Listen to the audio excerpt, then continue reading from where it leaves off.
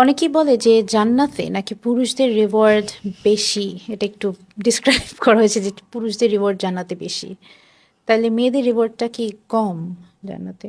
আমি এরকম কোথাও পাই নাই। চয়েসেস একটু বেশি না আচ্ছা, পুরুষদের? যেটা আছে আমি সেটা বলি, কেন বলে এটা আমি জানি। হ্যাঁ, আল্লাহ বলছেন জান্নাতে irrespective of who you are, জান্নাতে যে যা চাইবে সে তাই পাবে, শেষ। আচ্ছা, সো জান্নাতে গেলে যে যা চাবে তাই পাবে? হুম, যা চাবে তাই, ছেলে মেয়ে সবাই, জাতি ধর্ম নির্বিশেষে যারা জান্নাতে যাবে পাবে? ঠিক আছে, এটা আল্লাহর ওয়াদা, ইনশাল্লাহ। আল্লাহ বলেছেন। আচ্ছা, ঠিক আছে, আচ্ছা, থ্যাংক ইউ। এখানে বিভিন্ন জায়গায় বিভিন্ন কথা বলা আছে যে এমন কিছু দেখবে মানুষ যেটা কোনো চোখ কোনোদিন কল্পনা করে নাই, এমন কিছু পাবে যেটা কোনো মন কোনোদিন দেখতেও চায় নাই, কল্পনাও করে নাই। এবং বলা হয়েছে যে যে যার পছন্দের জিনিস সেখানে পাবে। এখন একটা কমন কথা বলা হয়েছে, এটা দিয়ে আমাদেরকে একটু ব্রাইব করা হয়, আমাদেরকে বলা হয় যে মেয়েদের কথা বলা হয় নাই। মেয়েদের কথা কেন, সবার কথাই বলা হয়েছে, যে যা চায় তাই পাবে, তাই না? ছেলেদের জন্য বলা হয়েছে যে তো তাদের জন্য সুন্দরী মহিলা থাকবে। কারণ এটা একটা টেন্ডেন্সি।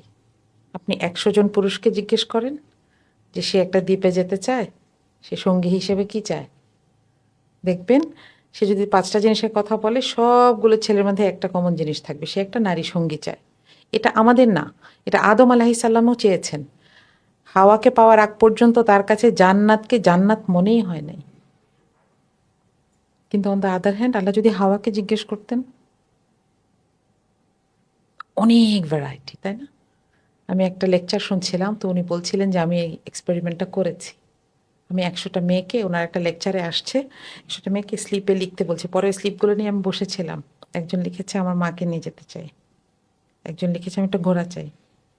হ্যাঁ, ভ্যারিয়েশন আছে এবং আল্লাহ তাকে সেভাবে এন্টারটেইন করবেন, কোনো অসুবিধা নাই তো। এখন এই প্রশ্নগুলো খুব ইন্টারেস্টিং, জানেন? এই প্রশ্নগুলো দিয়ে আমাদেরকে সারাক্ষণ বোঝানো হয় যে ইসলাম না তোমাকে পিছায় দিচ্ছে, ইসলাম না তোমাকে পিছায় দিচ্ছে।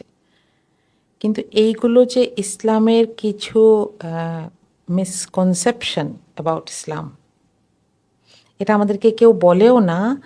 আর আমরা না একটু কষ্ট করতে কম চাই। আমরা যদি একটু জানতাম, একটু না হয় গুগলই করি, আমাদের কাছে অনেক কিছু কিন্তু সহজ হয়ে যায়। কিন্তু এগুলো চলতে চলতে এমন হয়ে গেছে যে আপনি ঠিক বলছিলেন যে অনেকেই এত ভয় পায়, মনে করে কি প্রশ্নও তাহলে করা যাবে না, তাই না? যে প্রশ্নটাও মনে হয় খুব সিলি, করা যাবে না, কেউ মনে হয় রাগ করবে, মনে হয় এটা ইসলামিক প্রশ্ন হবে না। নো, আল্লাহ রাসূল সাল্লাল্লাহু আলাইহি সাল্লামের কাছে এসে মানুষ এমন অদ্ভুত অদ্ভুত প্রশ্ন করতো, জানেন? আমার খুব আফসোস লাগে যে আমাদের সেরকম লিডার কম, তাই না? একজন এসে বলতো যে আমার একটা অন্যায় কাজ করতে ইচ্ছা করতেছে, আমাকে একটু ঠেকান, অথবা আপনি কি বলবেন, চ্যালেঞ্জ করতো। তখন উনি বললেন তুমি কি চাও তোমার বোনের সাথে কেউ সেই অন্যায়টা করুক? চলছে না, যে তাহলে করো না। আমাদের সময় সেই লিডারটা কই, তাই না? তো আমি বলবো যে এটা হচ্ছে যে আমাদের প্রশ্ন করা উচিত।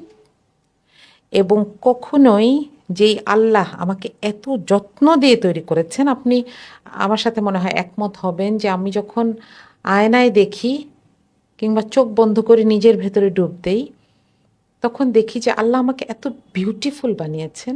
আল্লাহ যদি আমাকে আবার সুযোগ দেন, আমি একটা মেয়েই হইতে চাইবো, জানেন? তাহলে এই যে জায়গাটা আমাকে আল্লাহ দিয়েছেন, এত সুন্দর করে বানিয়েছেন, আমাকে এত বেশি ইম্প্যাথি দিয়েছেন, সেন্স দিয়েছেন, আল্লাহ আমাকে ঠকানোর জন্য এটা করেন নাই। ডেফিনেটলি এই বিশ্বাস নিয়ে যখন আমি কোরআনের দিকে তাকাই, আমি কোনো কন্ট্রাডিকশন দেখি না। কিন্তু আমি যখন সমাজের দিকে তাকাই, তখন দেখি রিফ্লেকশনগুলো অন্যরকম। তাহলে কোথাও না কোথাও কোনো একটা ডিস্টর্শন হয়ে যাচ্ছে, আমরা টের পাচ্ছি না, আমরা ধরতে পারছি না।